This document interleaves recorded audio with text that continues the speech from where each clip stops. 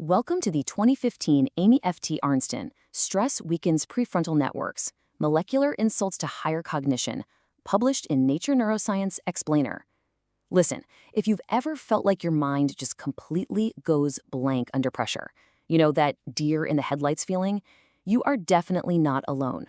This explainer is going to show you exactly how and why that happens, right down to the literal cellular level. The absolute core of what we'll be unpacking today is perfectly summarized by this quote directly from the paper. It states, "Exposure to uncontrollable stress rapidly evokes chemical changes in brain that impair the higher cognitive functions of the PFC, while strengthening primitive brain reactions." So what does this actually mean for us? We're looking at how acute stress physically, and I mean physically, alters the brain. It flips our master switch from thoughtful, logical reflection straight into a primitive, survival-based reflex.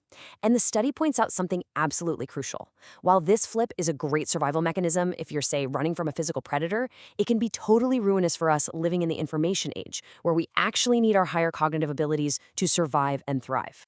To really grasp this, we're going to follow a sort of zoom in, zoom out narrative today.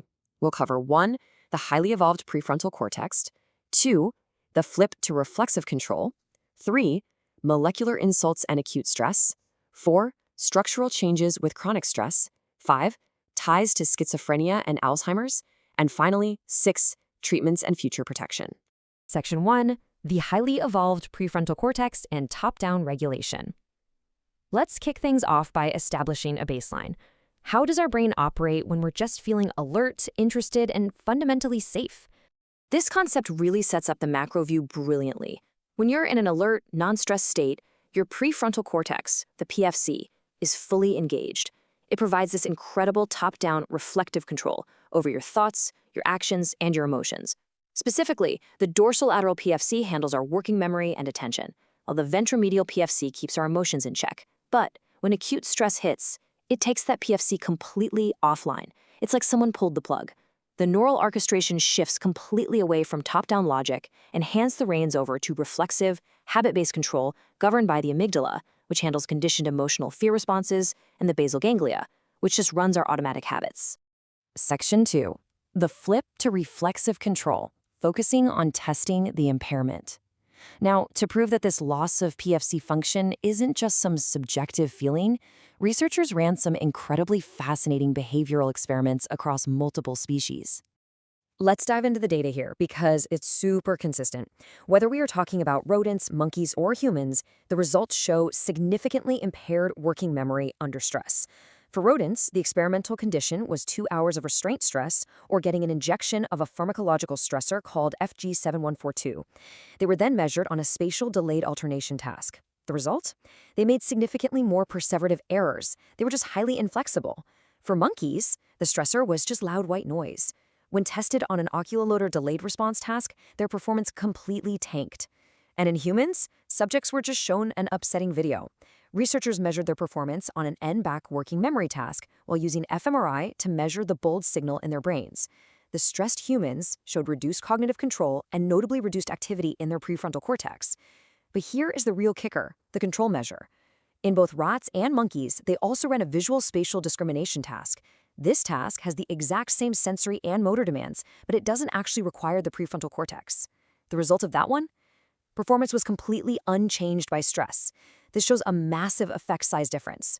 Working memory drops to near chance levels, but primitive discrimination is fully intact. It's a complete dissociation. Stress selectively wrecks the prefrontal cortex while sparing or even enhancing the more primitive brain regions. Section 3, molecular insults and acute stress. Zooming in. Okay, so we know the impairment is very real and very specific to the PFC. But how in the world does it actually happen? Let's zoom way into the microcircuitry of the brain to look at the cellular basis of all this. If we zoom into the primate dorsolateral prefrontal cortex, we find these incredibly specialized neurons called delay cells. This comes from pioneering work, like the 1995 Patricia Goldman-Rockic's Cellular Basis of Working Memory study, published in Neuron. These delay cells can generate persistent mental representations even when there is absolutely zero external sensory stimulation going on. Think about when you're repeating a phone number in your head to remember it. These delay cells are continuously firing to keep that info active. They manage this by exciting each other through recurrent connections using specific glutamatergic NMDA receptors right on their dendritic spines. They're essentially creating a feedback loop to keep a memory alive. Now let's move right down to the synaptic level to see how stress totally hijacks this delicate loop. This is a process called dynamic network connectivity. When you get stressed, your brain gets flooded with catecholamines. This drives a feed-forward calcium and CAMP signaling cascade inside the dendritic spine. And here's where it gets crazy. That CAMP signaling physically forces open potassium channels, specifically HCN and KCNQ channels, located right near the synapse. When those open, potassium just flows out, which totally shunts the electrical signal. It is literally acting like a short circuit, rapidly weakening that synaptic connection. To quickly summarize this chemical insult, uncontrollable stress drastically spikes the release of dopamine and norepinephrine in your prefrontal cortex. Now, we usually think of these as feel-good or energy chemicals, right?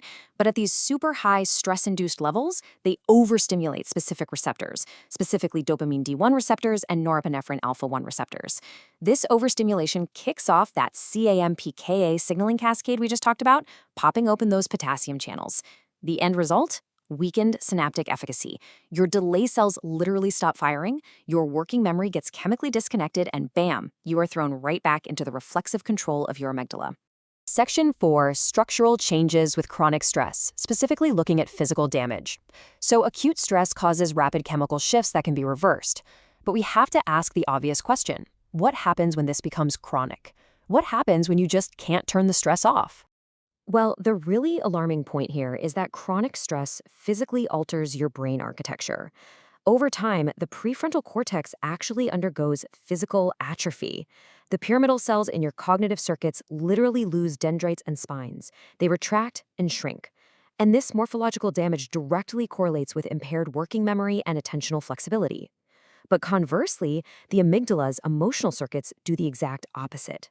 Chronic stress actually causes dendritic growth and extension in the amygdala. The circuits designed for fear and primitive responses are growing stronger, while your circuits for logic and emotional regulation are literally withering away. You're left with a brain that is structurally rewired to be highly reactive and fearful. Section 5, ties to schizophrenia and Alzheimer's, exploring the systemic impact. These structural changes are not just a fascinating quirk for neuroscientists to study. They actually provide a clear biological basis for some of our major societal health issues, especially when genetic or age-related vulnerabilities get added to the mix. Take schizophrenia, for example.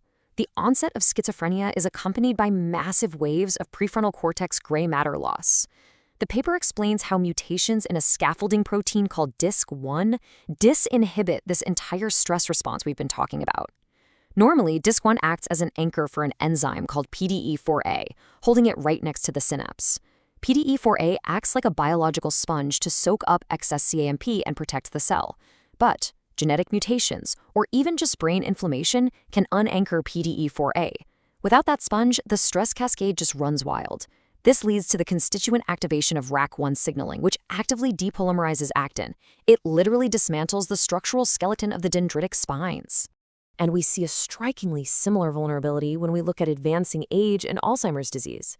As monkeys and humans age, there's a natural loss of that protective PD4A regulation in the prefrontal cortex. This disinhibition sparks multiple interacting vicious cycles. The unregulated calcium CAMP signaling drives the hyperphosphorylation of tau proteins. These toxic tau proteins then aggregate on microtubules, which disrupts cellular transport, trapping amyloid precursor proteins and generating amyloid beta plaques. Those plaques cause more inflammation, which causes more stress signaling. It's a massive, devastating feed-forward loop that dramatically increases vulnerability to Alzheimer's degeneration, particularly in our highly evolved association cortices. Section 6, treatments and future protection, providing a ray of hope. Okay, I know that all sounded incredibly bleak, but here is exactly why understanding these deep, intricate mechanisms is so powerful. It has directly led to successful, real-world treatments. Because researchers now know the exact receptors and channels that are causing this impairment, we can target them medically. Take prazosin, for instance. It's an alpha-1 receptor antagonist. By blocking the harmful effects of excess norepinephrine, it is currently being used to effectively treat PTSD in both veterans and civilians, significantly reducing flashbacks and improving concentration by restoring that prefrontal cortex function. Then there's guanfacine, an alpha-2A receptor agonist. This medication actively inhibits that harmful CAMP signaling loop. It protects our dendritic spines from retracting under chronic stress, improves cognition, and even reduces stress-induced inflammation in the brain. They essentially work by plugging the leak, keeping the network connections in our higher cognitive centers robust and strong. As we wrap up the 2015 Amy Arnsten Stress Weakens Prefrontal Networks, Molecular Insults to Higher Cognition, Nature Neuroscience Explainer, I want you to really consider how our ancient biology is handling modern uncontrollable stress. Our brains evolved this masterful switch to drop abstract thoughts so we could run from physical predators. But today, when our predators are looming deadlines, endless emails, and social pressures, stressors we literally cannot run away from, that exact same survival mechanism might be slowly eroding the very cognitive networks we rely on to navigate the modern world. So with all that in mind, how are you going to protect your prefrontal cortex today?